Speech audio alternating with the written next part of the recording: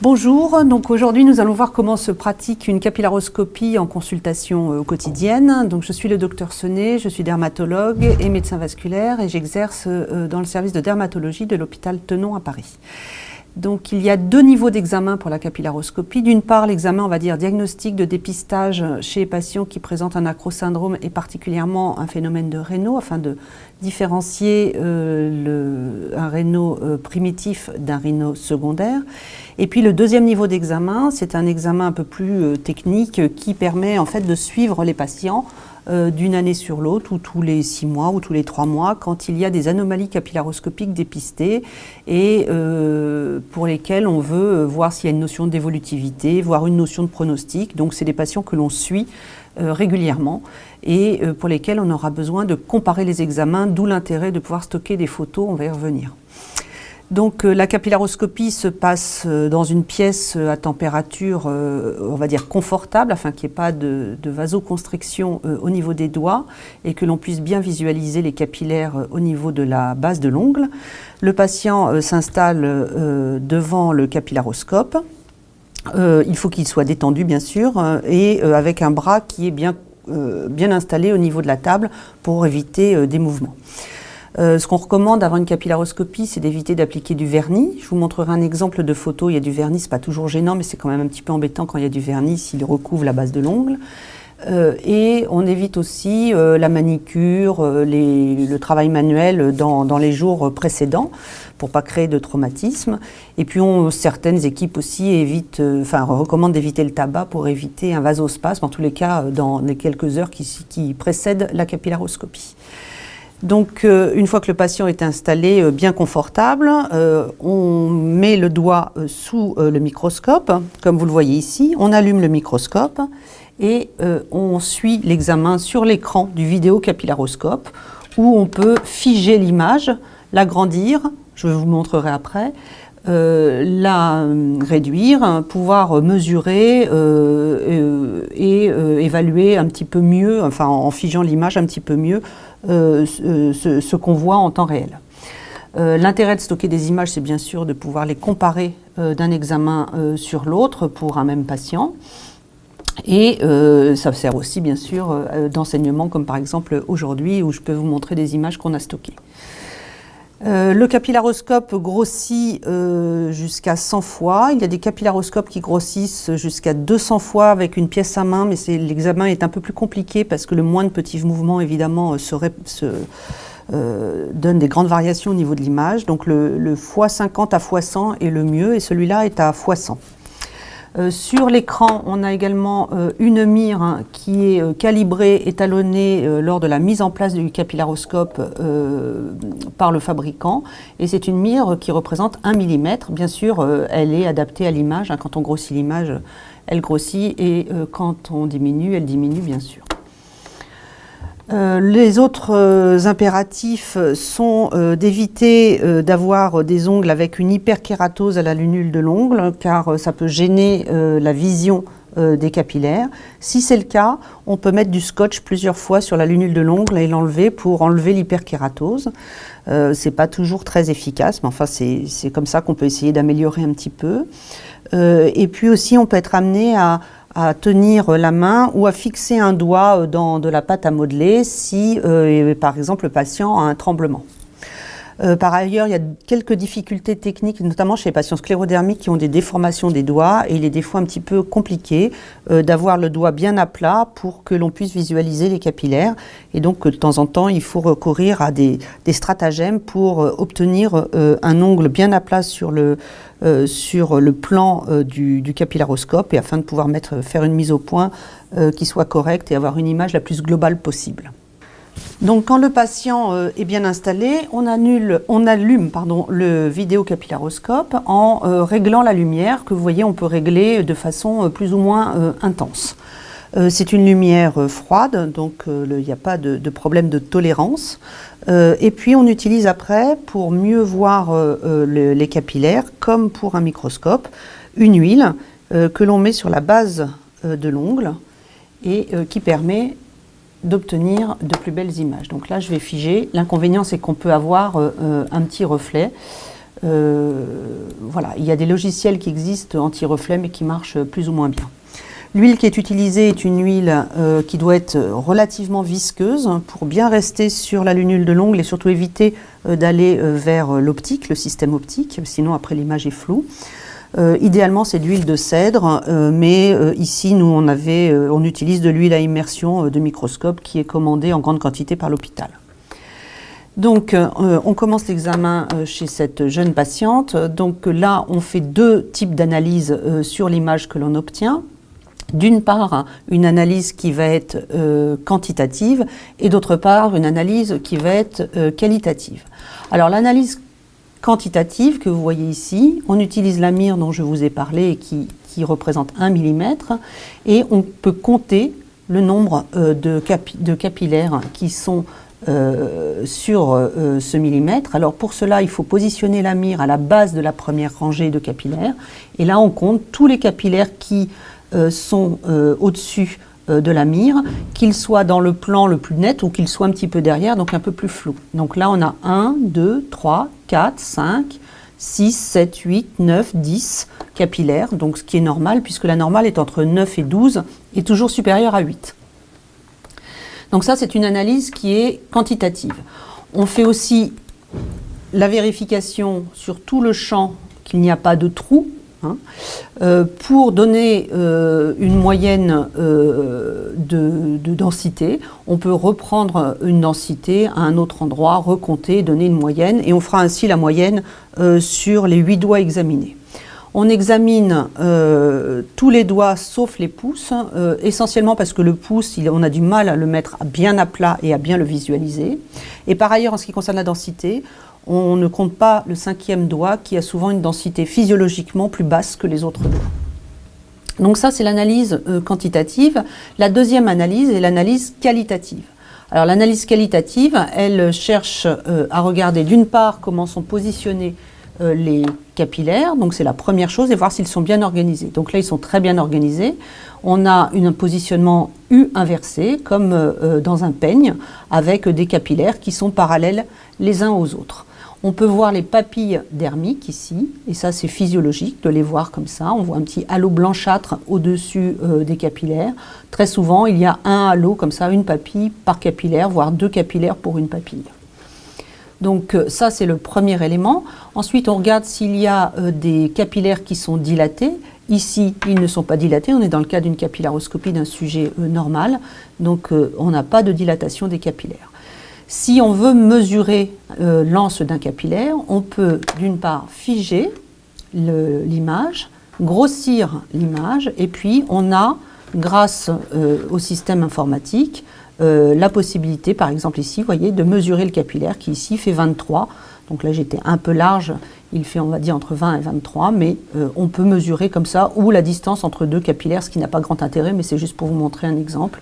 Donc là c'est 108. Alors ensuite, on regarde si les capillaires sont dilatés, je vous en montrerai quelques-uns, on peut les mesurer. Et puis on peut avoir aussi des anomalies qui sont tout à fait physiologiques, comme par exemple ce capillaire qui est en 8, ça c'est tout à fait normal. Et ces petites anomalies, généralement, concernent moins de 1 à 2 capillaires par millimètre, et ça c'est tout à fait normal. L'autre espace que l'on regarde, c'est l'espace intercapillaire, donc entre les capillaires. On peut voir des hémorragies qu'on ne voit pas ici, mais que je vous montrerai sur un autre exemple. On peut voir par exemple ici, vous voyez des petites poussières, ça c'est tout à fait normal bien sûr, et les hémorragies, quand on les voit, elles sont ici, dans cet espace, au-dessus des capillaires.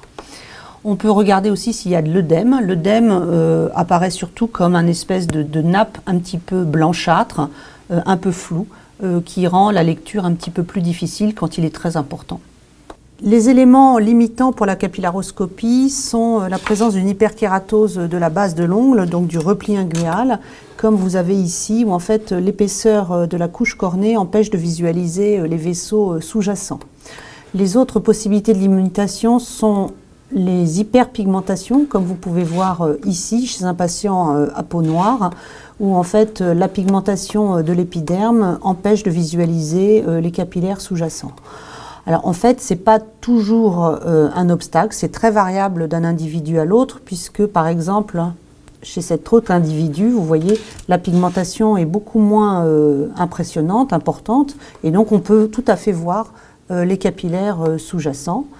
Et puis voilà un exemple avec du vernis, où là le vernis est presque jusqu'à l'épiderme, hein, jusqu'au repli inguéal, mais finalement s'arrête suffisamment avant les capillaires pour qu'on puisse analyser les capillaires.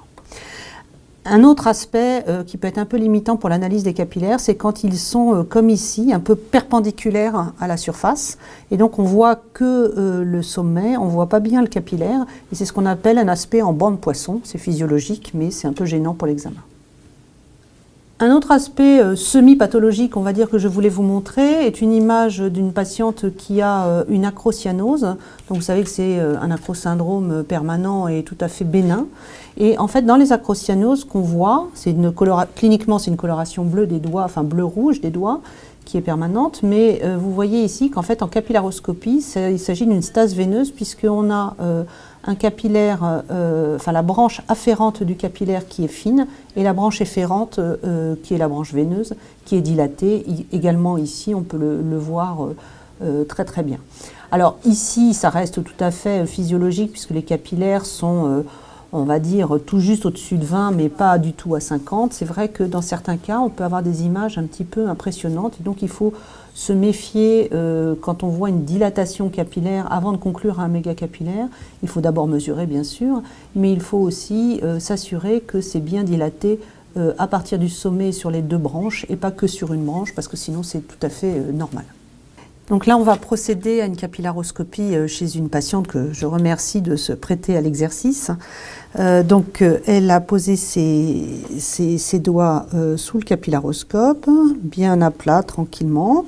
J'allume et je règle la lumière pour être bien éclairée et sans trop de reflets. Et puis, je vais en fait mettre au point.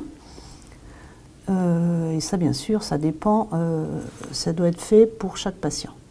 Donc là, on est au point à peu près, avec un peu d'huile pour bien visualiser. Et comme vous pouvez voir, je vais mettre un peu plus de lumière. Comme vous pouvez voir ici, on a des anomalies qui sautent aux yeux tout de suite. Alors on balaye le champ. Vous voyez que ces anomalies sont réparties sur l'ensemble du lit de l'ongle. Et puis là, on va figer. Donc comme je disais, on fait une analyse d'abord quantitative avec la mire qui est ici, que l'on place à la base de la première rangée de capillaires. Et on peut voir qu'ici, par exemple, on a 1, 2, 3, 4, 5, 6 capillaires, donc on est inférieur à 8, donc il y a une hypodensité. On peut regarder aussi à d'autres endroits pour faire une moyenne, parce que ce n'est pas toujours réparti de façon équivalente, hein, surtout le lit de l'ongle. Et on peut même avoir à certains endroits ce qu'on appelle des plages avasculaires, qui sont en fait des endroits où il y a moins de 2 capillaires par millimètre. Et ça, c'est un signe de sclérodermie, au même titre que les mégacapillaires. Alors après, l'analyse qualitative montre que les capillaires ne sont pas aussi parallèles que sur l'image normale que je vous ai montrée tout à l'heure, qu'ils ne sont pas tous au même niveau, comme vous pouvez le voir ici. On voit bien qu'il y a des endroits où il manque des capillaires, même si on n'est pas encore à une plage déserte, puisque là on a au moins 3 capillaires sur la première rangée. Et puis là, vous voyez que ce capillaire est tout à fait anormalement dilaté, donc on peut le mesurer comme je vous montrais tout à l'heure. On va zoomer un petit peu, et puis on prend l'outil qui permet de cliquer donc sur la partie de l'anse qui est la plus épaisse. Donc on va prendre ici et ici, et donc on a un diamètre ici de 78 microns, qui est supérieur à 50 microns, donc qui signe un mégacapillaire. Alors les mégacapillaires commencent le plus souvent par se dilater par le sommet, et cette dilatation est loin d'être toujours régulière. Ici elle est assez régulière, mais ce n'est pas souvent le cas. Alors on va continuer l'analyse chez cette patiente. Vous voyez qu'ici on a beaucoup de mégacapillaires. On va se remettre au grossissement de sang. Voilà. Donc ici on a beaucoup de mégacapillaires. ou de capillaires dilatés. Alors les capillaires dilatés, c'est quand ils sont entre 20 et 50 microns. Au-dessus de 50, c'est 1 méga. En dessous de 20, c'est normal. Et entre 20 et 50, c'est dilaté.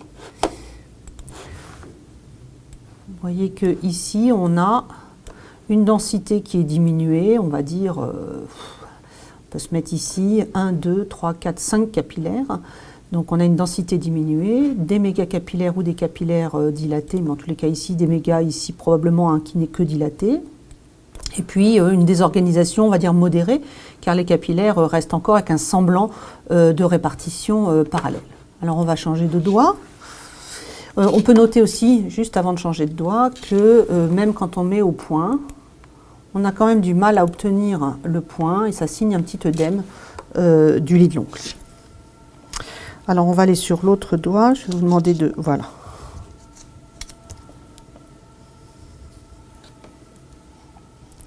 Donc on voit qu'il y a une hyperkératose ici, hein, puisque on a...